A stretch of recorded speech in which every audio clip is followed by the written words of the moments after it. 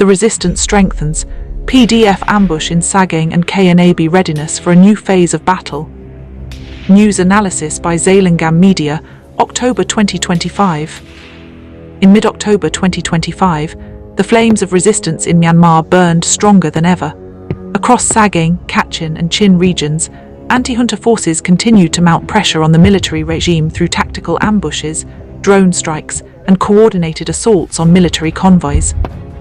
Among these events, the most recent was the fierce ambush by the People's Defence Force, PDF, in Monywa Township, Sagaing region, where a military commission convoy carrying supplies to troops stationed near Shwaguni Pagoda was intercepted and heavily attacked.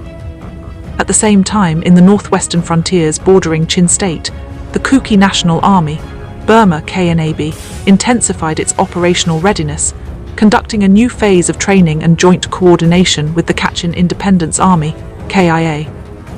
Together, these developments mark a decisive shift in the armed resistance movement, one where local defense units, ethnic armies and pro-democracy forces are no longer merely reacting to the junta's offensives, but are now taking the strategic initiative. The October 18 ambush in Monywa Township. According to reports from the Monywa Township People's Defence Force, on October 18, 2025, a military convoy consisting of around 100 junta troops and several supply vehicles was ambushed while transporting food and logistical materials to the commissioned troops stationed near Shwaguni Pagoda. The attack occurred on the outskirts of Monywa, a town that has long served as a logistical hub for the Myanmar military's operations in central Sagaing region. The convoy reportedly came under sudden assault with small arms fire, landmines, and remotely triggered explosive devices. The PDF units executed a well-planned interception that cut off the convoy's lead and rear vehicles, trapping the soldiers in a crossfire zone. Although the junta has not released an official statement, local resistance sources claim that multiple junta troops were killed or injured, and several vehicles were damaged. After a brief but intense exchange lasting nearly 20 minutes, the PDF fighters withdrew safely into nearby forest cover. The ambush was part of a continuing pattern of attacks in Sagaing, aimed at disrupting military supplies, troop rotations and communications. Escalating resistance in Sagaing and Mandalay. Throughout October 2025, the Sagaing region has remained the epicenter of resistance activities. The PDF, operating under the command of the National Unity Government (NUG), has developed an increasingly disciplined network of township-level units capable of coordinating operations across large rural areas. Using improvised mines, drones, and ambush tactics, they have effectively weakened the junta's supply lines between Mandalay, Monywa, and Kani. Earlier in the month, PDF units in neighboring townships such as Letpandan and Yinmabin launched simultaneous attacks on junta checkpoints, resulting in significant losses for the military. Resistance groups have also made use of drone technology to drop explosives on military outposts, police stations, and even key transport vehicles. These tactical offensives are part of what local commanders refer to as a slow strike strategy, an approach that aims to wear down the junta's forces through sustained, localized attacks that drain their resources, morale, and communication capabilities. The resistance's growing effectiveness can be attributed to improved intelligence coordination between PDFs and allied ethnic armed organizations, including the Kachin Independence Army, KIA, Chin National Defense Force, CNDF, and the Kuki National Army, Burma KNAB. Each group brings its own operational expertise, geographic knowledge, and logistical networks to the battlefield. The role of the Kuki National Army, Burma KNAB in the democratic resistance. In the Western theatre of Myanmar's conflict, the Kuki National Army, Burma has emerged as one of the most disciplined and strategically organized forces in the anti-junta alliance. Rooted in the hill regions of Upper Chin State and the Sagaing frontier, the KNAB represents both a political and military force advocating for the democratic future of Myanmar and the protection of Kuki people's rights within their ancestral homeland. Throughout October 2025, reports from within resistance circles confirm that the KNAB has been conducting a new round of training programs for its volunteers and local defense units. These training batches, often consisting of new recruits from Kuki villages and neighboring democratic youth groups, are focused on modern guerrilla warfare tactics, jungle navigation, drone reconnaissance, and coordination with allied forces such as the KIA and the People's Defence Force. Sources close to the KNAB leadership describe the latest training sessions as part of the Army's Phase 2 readiness, a structured program designed to strengthen tactical mobility, night operations, and the ability to engage in simultaneous defensive and offensive maneuvers. What distinguishes KNAB's approach is its emphasis on discipline, humanitarian conduct, and coordination with the civilian population. Commanders have repeatedly stressed that the Kuki struggle is not one of vengeance, but of justice and democracy, a vision aligned with the broader movement for a federal, democratic Myanmar. KNAB and KIA coordination, unity across the Northern Front. In northern Sagaing and western Kachin regions, cooperation between the Kuki National Army, Burma and the Kachin Independence Army, KIA, has deepened over recent months. Both groups share not only geographic proximity, but also a mutual understanding of the junta's long-term objectives. During October 2025, joint coordination meetings between field commanders of KNAB and KIA were reported in areas along the Indore and Homeland corridors. The primary goal of these engagements has been to improve communication lines, intelligence sharing, and tactical support for PDF units operating within Sagaing's central and southern zones. The KIA, one of Myanmar's oldest and most battle-experienced ethnic armies, has been a major supporter of the country's resistance network since the 2021 coup. By partnering with the KNAB, the alliance effectively strengthens the resistance front across multiple ethnic regions, linking the hill territories of the Kukis to the northern valleys controlled by the Kachins. This partnership has also allowed for better training exchanges. KIA officers have provided specialized instruction in heavy weapon handling and communication systems, while KNAB instructors have contributed their expertise in terrain maneuvering and small unit tactics suited for the hilly border regions. Together, these efforts represent a much-young resistance structure, one that combines ethnic solidarity with shared democratic ideals. The human element, courage and sacrifice. Behind every report of an ambush, training session, or alliance lies the human element of resistance. In villages across Chin, Sagaing and Kachin, ordinary citizens continue to support the fighters who defend their lands. The PDF and KNAB rely heavily on civilian cooperation for food, intelligence and logistics.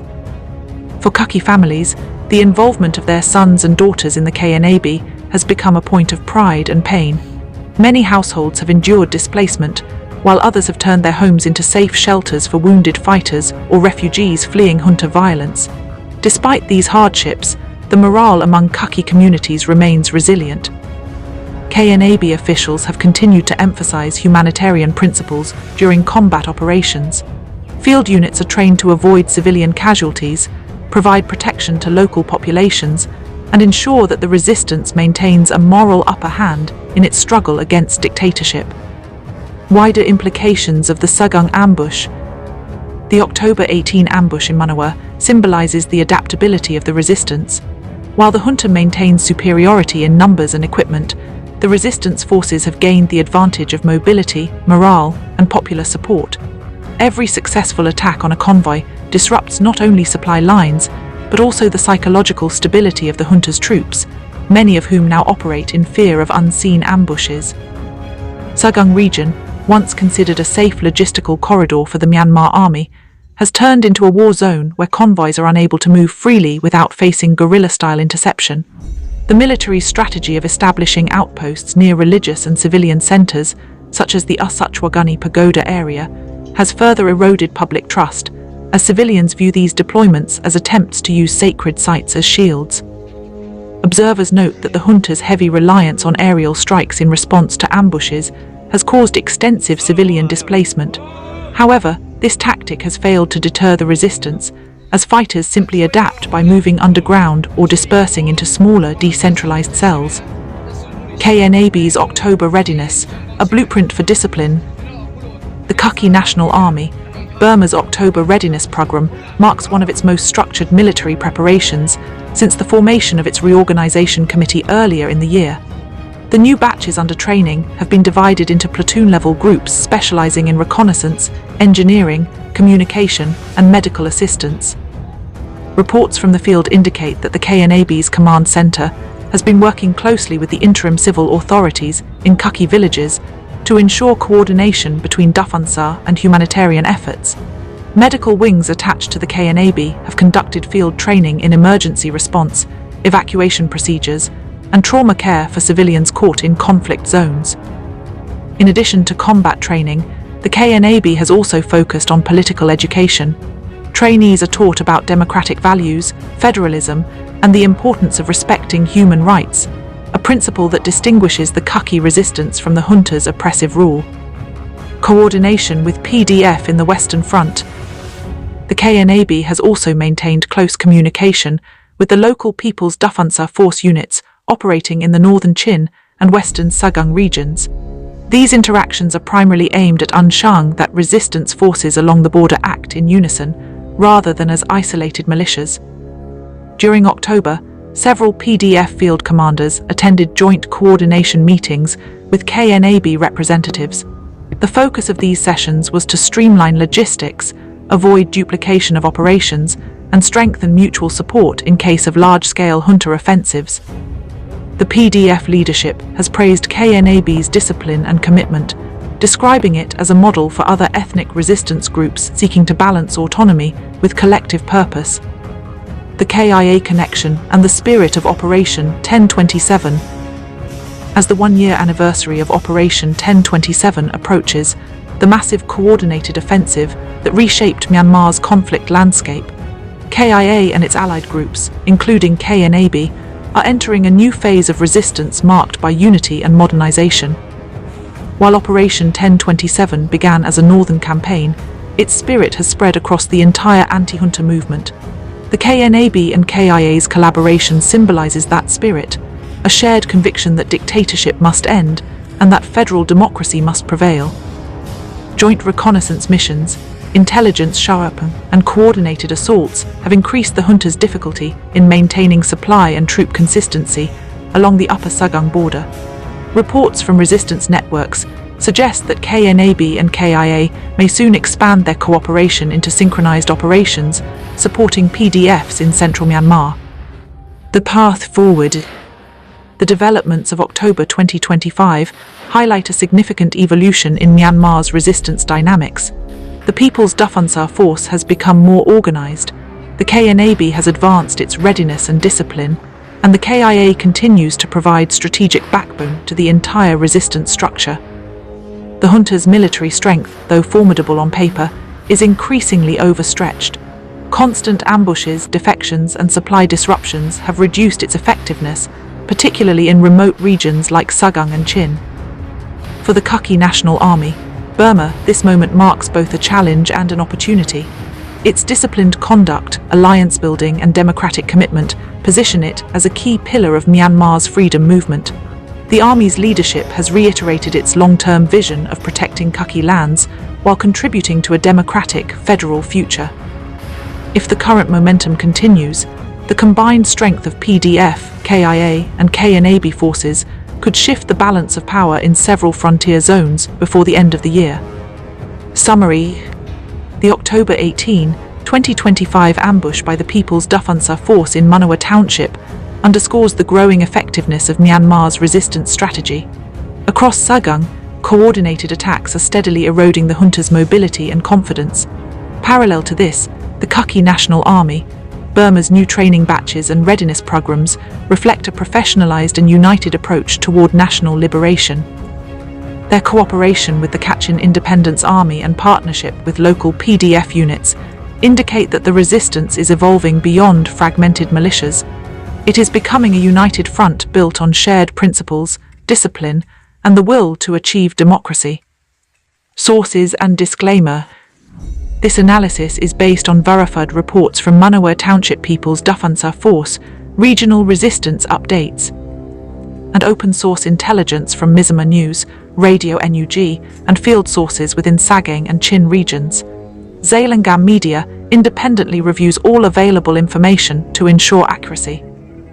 All video materials, photographs, and battlefield footage used in the accompanying YouTube report belong to ZalengamMedia and its partner networks.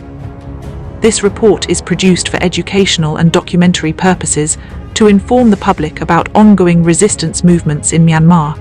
It does not promote violence or armed activity, but aims to provide factual understanding of current events. ZalengamMedia, Voice of the People, Chronicle of Resistance,